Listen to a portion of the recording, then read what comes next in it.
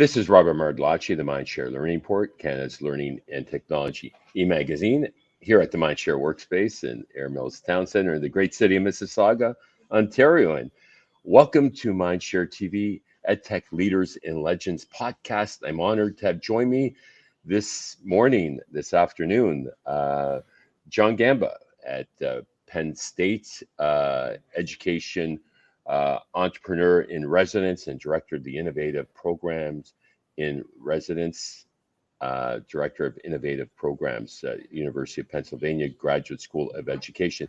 John, thank you for joining me today. Robert, it's great to see you. It's great to be here. Thanks for having me.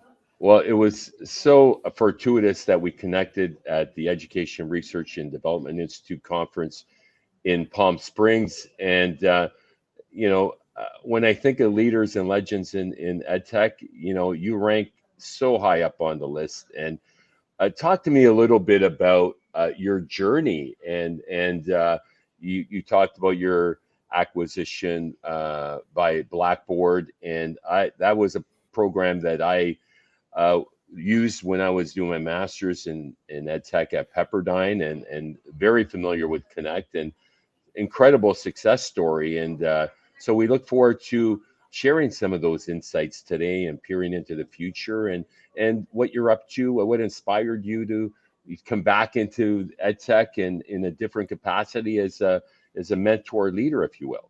Yeah, this is going on about 25 years since I've been founding, funding, overseeing, supporting, mentoring founders in the EdTech space. And it's been a humbling journey. I've started giving a talk on lessons learned on the EdTech superhighway, and really focusing on kind of three lessons learned. One, I've really found a way to surround myself with people who have been smarter than me.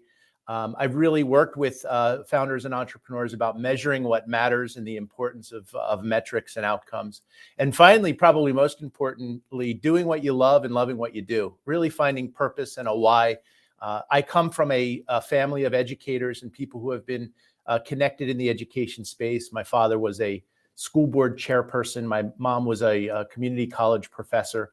My sister was a Montessori teacher. And we've come together now in my personal life to form the Gamba Family Foundation, doing a lot of things in the education space to close the achievement gap for inner city schools. So this is a labor of love, been at it for a while, and just really, really humbled to get to work with such passionate and purpose-driven people.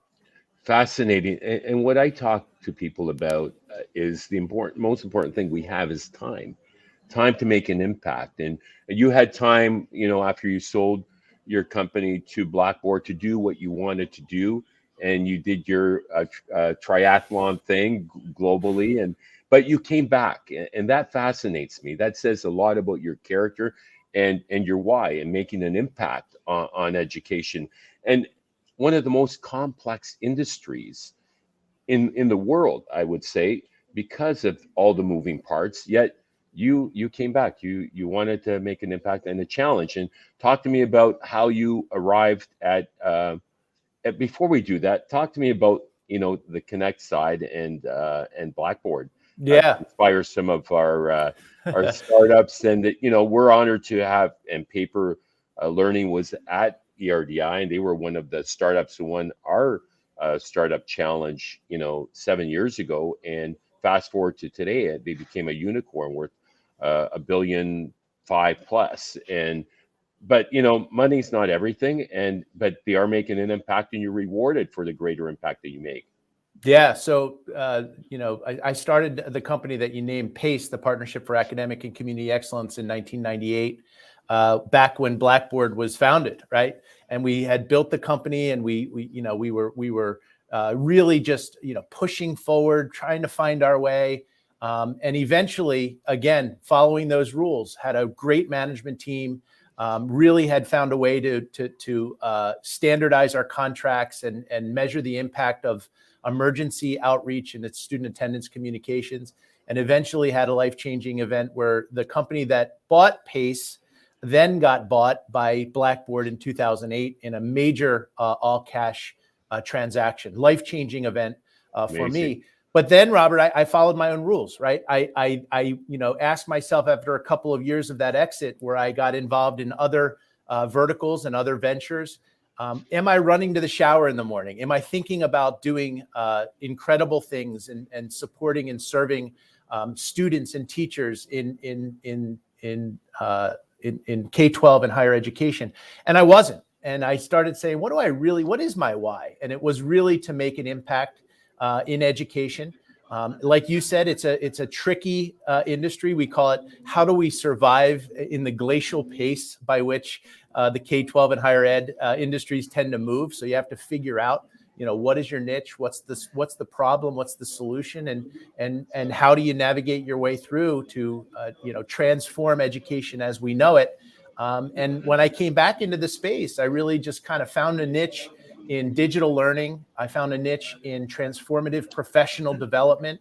And one of the things that I did is I stayed connected. I stayed connected in ERDI, been going to the Institute for 20 years and just interacting, as I say, with people who are a lot smarter than me. So it's been humbling, it's been rewarding, and I just love my job, a labor of love for sure. Well, and speaking of which, talk to me about your role as an entrepreneur in residence at UPenn's Graduate School of Education. I did Pepperdine. Had I known about this program, I might have explored that, but timing's everything. Yeah, this is amazing. So I graduated from the University of Pennsylvania in 1992, kind of ages me. I've stayed connected. My father was a lucky graduate of University of Pennsylvania in 1961, and my son just graduated from Penn this past year. So 3 Johns walking down Locust Walk, 60-year reunion, 30-year reunion, and a recent graduate gives me chills. And so when I was asked to come back to be Penn Graduate School of Education's first entrepreneur in residence, I just really pinched myself getting back into the university that I love. And to be in a center, catalyst at Penn GSE, who has a vision and mission to advance impact, innovation, and equity in worldwide education. And we do that, Robert, through a continuum of programming, meetups, webinars, my entrepreneur in residence hours, where we provide advisory and mentoring support to aspiring EdTech entrepreneurs. And our signature program, which is the Milken Penn GSE Business Plan Competition, which is now in its 14th year. And it's interesting because yesterday we opened applications for this year's Milken. The Milken competition has supported 1,500 EdTech founders, given away $1.8 million in cash and prizes. And those winners have gone on to raise over $180 million in follow-on capital. So driven by impact, really purpose-driven. We've shifted our focus from impact and innovation to equity in education, equitable access, equitable experiences, and equitable outcomes. So for those entrepreneurs who are listening today, those founders, please Google the Milken Education Competition and consider applying. The application is super easy. We get applications from 50 countries, about 250 to 300 applications per year. And after the pandemic, this is going to be the first year in 3 years where we're going to have a live pitch competition. The competition will be in October, likely in New York. We're working on the final planning for that as we speak. Well, fantastic. Kudos to you for that and your passion to make an impact. And, happy to be part of the selection process. I've done judging in the past. So, I'd love to have you, Robert. If there's an application process, put me down. Now, let's talk about Palm Springs and the ERDI Institute. There's so many incredible entrepreneurs and transforming solutions to challenge K-12. What were some of the themes that stood out to you from the Institute? Yeah, well, we have to start with ChatGPT, right? On artificial intelligence. Everybody's talking about it. So I'll start there. And one of the things that was fascinating was even in our circles here at Penn's Graduate School of Education, there's a lot of fear and there's a lot of demystification on what artificial intelligence is and what it is not. And the theme that I heard at ERDI is looking at ChatGPT and artificial intelligence through an asset lens and not a deficit lens. People can get fearful about plagiarism and cheating and, oh my gosh, we're going to turn our students into robots. Or we can look at the opportunity that is embedded in ChatGPT. How are we thinking about the learning process and using a tool like this. And I liken it to the calculator way back when. That didn't make people, lose sight of what you can do in math and computational thinking. It actually assisted the ability for students to go through the process of learning, using evidence, citations. So the process is what people were talking about at ERDI. And I think that that's a real opportunity embedded in the future of AI and the future of ChatGPT. Just some examples from ERDI. Sage Salvo from Words Live is really thinking about machine learning and artificial intelligence to aggregate the data in his English language arts platform to learn what are some of the trends and what are some of the things we can learn from how students are learning diction, format, structure, similes, metaphors, grammar, and really using the data that is analyzed through his platform to drive forward transformative applications in English language arts and ELA. Victor Karkar from Scribble thinking about how do we teach writing in a way that can leverage the opportunities of ChatGPT to drive students into a mindset of substantiation and using evidence to substantiate arguments. And you can do that with ChatGPT. Go out and formulate papers and use different positions from those papers to substantiate your argument when you're taking a position, which is really the essence of and the future of writing for K-12 students. Thank you for that. You hit on a word that really struck a chord, and the evidence. Driving innovation through evidence-based research was the theme of our summit that we held at McGill University this past fall, the #1 school in Canada, 24th in the world, real leaders, and unlike UPenn. And talk to me about the importance of EdTechs demonstrating efficacy and impact and following through on delivery of their services or resources or platforms, because there has been a lot of criticism post-COVID on the EdTech sector not being successful. I think it's a great question. And I think that is a key theme with the entrepreneurs and founders that I work with. We talk about efficacy and evidence of effectiveness. And what I like to suggest is there's really two components of that. First, when someone comes to me with a creative or a transformative idea, I always ask, is it rooted in research? What is the underlying research that substantiates your theory of action and your theory of change or your logic model? And the more that you can root your value proposition in the latest research, and we actually have researchers here in our ecosystem that helps ventures and founders and entrepreneurs leverage the latest in mental health, in whole child development, math, ELA, core competency curriculum, to be able to really say, okay, we're going to transform parental engagement, or we're going to transform studies for students with disabilities by leveraging the latest research from Pam Cantor at Turnaround for Children, or Angela Duckworth's research on grit, or Marty Seligman's research here at the University of Pennsylvania on positive psychology. So the more you can do that, the more you're going to have a chance of really developing a value proposition that has legs. The second area that I think is critically important is the evaluative model. How are you measuring the outcomes of whatever you're delivering to students or teachers?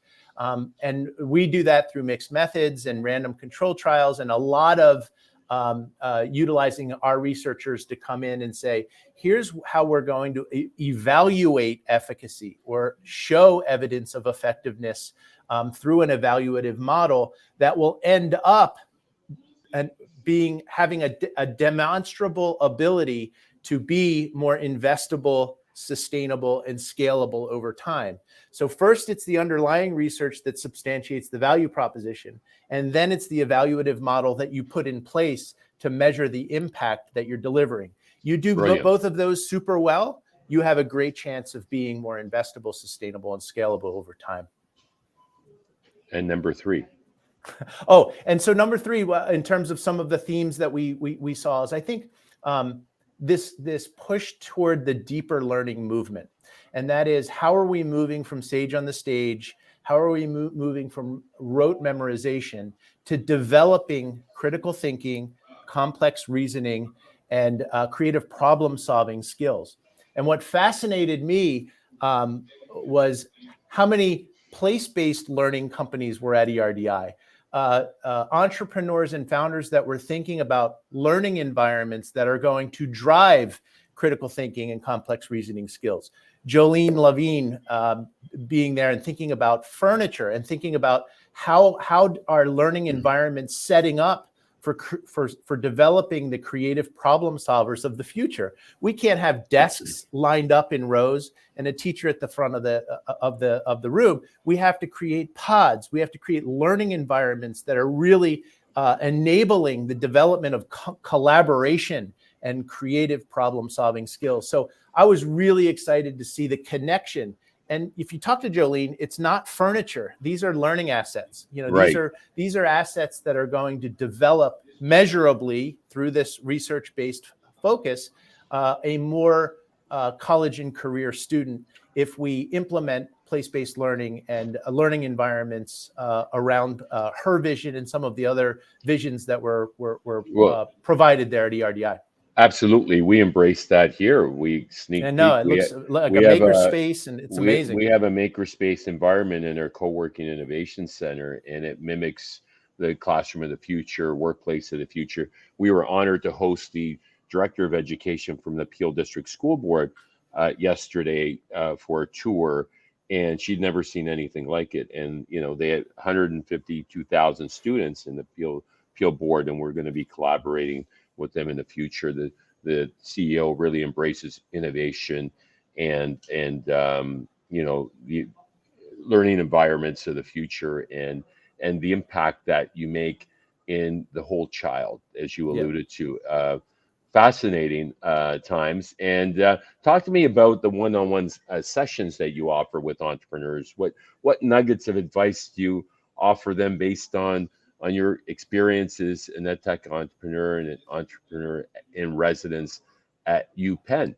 Yeah, so we really focus on three things. One is first your fundamentals in business planning, and we don't think about that through a 65-page business plan. We really lean in on the lean canvas. What is your problem? What is your solution? TAM, SAM, SOM, key metrics, and really driving home, you know, your theory of action, your theory of change, and your logic model. Once we get through that and those fundamentals, and we have a lot of classroom practitioners, administrators from K-12 and higher ed who are turned entrepreneurs, and we love that. So we do spend a lot of time on business fundamentals. We feel we can teach an administrator to become a business person. It's harder to teach a business person to know, understand, and respect the dynamics that will transform learning and lead to sustainable competitive advantage. So in working with our administrators and our classroom practitioners, it's really a lot related to lean canvas, problem solution, and value proposition. The second area is what we just named, which is research to practice. How are you leveraging the underlying research to drive your value proposition forward? And what is the evaluative model that's going to allow you to become investable, sustainable, and scalable over time? And then third, it's just classic matchmaking. And we do a lot of that at ERDI as well. Hey, I need help with fundraising. If you're in a pre-seed, seed, or Series A mode, I need a CTO that's going to help, or an instructional designer who's going to come in and help me with UX, UI, and the learning science behind what we're trying to do, say in the case of Sage Salvo and Words Live. And we do a lot of that matchmaking here at UPenn, starting with our researchers, but also moving out into the relationships we have with funders, the relationships that we have with curriculum developers. And now the big rising trend where everybody's coming at me with questions is customer success. If we close a deal and we have to implement the solution, how do we onboard, implement, and celebrate what's being delivered to those schools with fidelity and with measurability? So we do a lot of matchmaking in the CSM space, which has been really instrumental in building value in a lot of the ventures that we're working with. Well said, brilliant. And a couple of thoughts come to mind. You know, storytelling is the rage. One of the top 10 trends that we see in EdTech is celebrating that story. We created a design thinking model at MindShare, and one of the key elements is storytelling. After you've done your problem solving and tested and retested and you have success, you need to tell that story. And the other thing that struck me as you were highlighting some of the tips is how often a startup, an EdTech company, will not have a pedagogical expert on their team, and they're selling into education.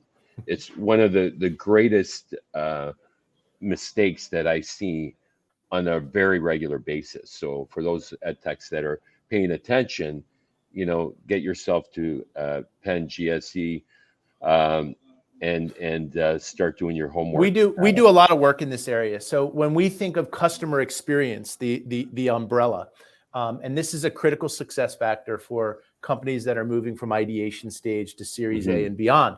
We like to think that the onboarding process, getting a new customer in K-12 or higher ed onboarded, is very much a technical skill. It gets into how do you set up accounts. It gets into the interoperability, which is a big one, where the solution interoperates with classic LMSs, a technical skill.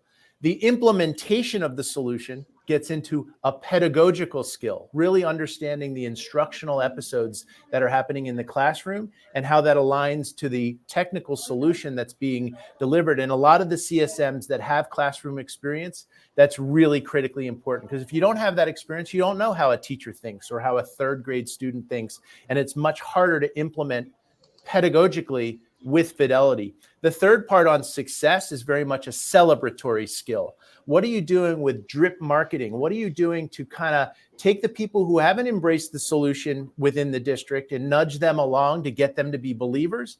And those who are actually using the solution with fidelity and results, celebrating that with reports, data analytics, back-end technologies that can be shared with the board, with parents, with stakeholders within the district and within higher ed.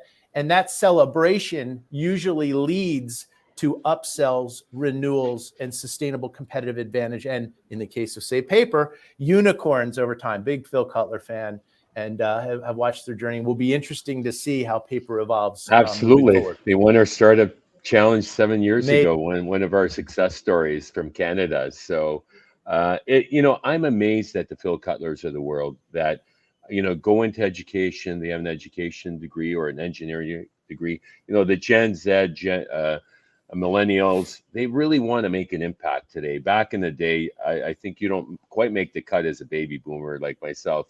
I was the peak, birth year 61, and we just wanted a job. It was so difficult to get a teaching job, planning job, police, whatever back in the day. But our leaders of tomorrow, I'm so optimistic. I have great hope because of the impact that they want to make.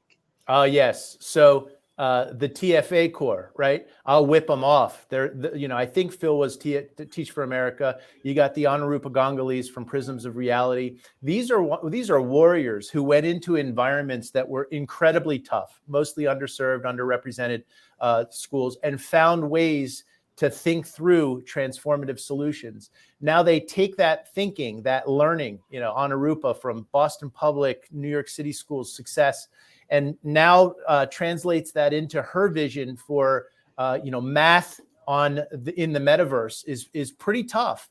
But the fact that she knows how teachers think, she knows how to measure impact in algebra, geometry, the fact that she's been through those wars in environments like Success Academies with Eva, I bet on her. I bet on Phil. I bet on the Emily Foots, who had her exit to Instructure and now is doing a lot of great work at Osage Venture Partners. Claire Miller from RCIA, the Restorative Art Practices in Action, RPIA. Amazing stories that I could share on and on. My favorite entrepreneurs are those who came out of the classroom and now want to put it on the line as purpose-driven entrepreneurs, in this crazy world of K-12 and higher ed. Well, I've never been more optimistic, as I said, and the democratization of learning and the tools and the power and potential. It's we're just harnessing that, and we're just at the forefront of it with when you factor in the AI. thoughts? Yeah, absolutely. And what I like to say, and this is a quote from our executive director, Dr. Michael Golden here at Catalyst at Penn GSE, when the pandemic hit and our university, huge university that moves very slow, went 100% online in 10 days, he said it best. He said, we're never going to let a crisis go to waste. And let's get to work. And we started thinking about ways to leverage the fact that 1 billion people were going online to virtual learning to come up with new processes, procedures, modalities of learning. I've never been so excited either. I cite how people got intentional with this shift, but also the money that's in the space. When was the last time we had 170, 190 billion dollars appropriated through ESSER funds to address things like academic learning loss and recovery, mental health for students and teachers, and to do things that are going to really extend and push forward this deeper learning movement, to develop critical thinking, complex reasoning, and the college and career ready students of the future. Brilliant. This could be a series. We created a course on EdTech 101 for those who are looking to make a transition into EdTech. We'll definitely have to tap you for one of the modules, and each will have a video element to it. So this conversation could very well be that video, for that matter. Absolutely. But before we wrap up, one of the big takeaways I had from ERDI, the Education Research and Development Institute in the U.S., would give a shout out to Jennifer Ferrari, the CEO, and her team for an excellent event. Relationships. That gleaned out of a number of sessions. When you want to get into this sector and do business with education, you really need to nurture those relationships at all levels, for that matter. Yeah, I say, Jen Ferrari, I gush about her leadership, and I'm a huge and an unapologetic, huge Jen Ferrari fan, and I'm a huge ERDI disciple and humble member of the strategic advisor group. I like to say that when you make the investment, and it's not cheap, in ERDI, you are being inducted into a family of thought leaders who are committed to addressing the seminal and most difficult challenges in education. And they're committed to doing that passionately, selflessly, and with super intention. And it's just an honor to keep coming back to institutes, meeting people like you, Robert, and other solution providers, and really engaging with the thought leaders who keep coming back to ERDI. The Baron Davises, the Susan Enfields, we could go on list the Kathy Hurley's wide, the Kathy Hurleys and the Lisa Schmuckys. I mean, it's just an unbelievable group, and I learn something new every time I go. Well, and yeah, once again, that was a brilliant event, and I'm honored to be a collaborator with you as a member of the Expert Network Advisory, and that was one of the gifts that came out of this, was connecting with you. Just final question, really important one. Are there any sushi restaurants you'd recommend in Palm Springs? Well, we're starting to lose bandwidth here. We can't share what happens in Palm Springs stays in Palm Springs, Robert, as you know. But I will say this: whoever wants to connect with me through LinkedIn or at John Gamba 7 on Twitter, we'll share those stories, and we do have video. So, well, with that, thank you. We'll so share much. those on a need to know basis. How about that? That's right. For another episode. That was John Gamba, who is the entrepreneur in residence and director of innovative programs at the University of Pennsylvania Graduate School of Education. My name is Robert Merglacci of the MindShare Learning Report. Be sure to check out www.mindshare Learning to get your latest issue. And until next time, stay healthy, stay safe, and keep the learning curve steep. Thanks, Robert.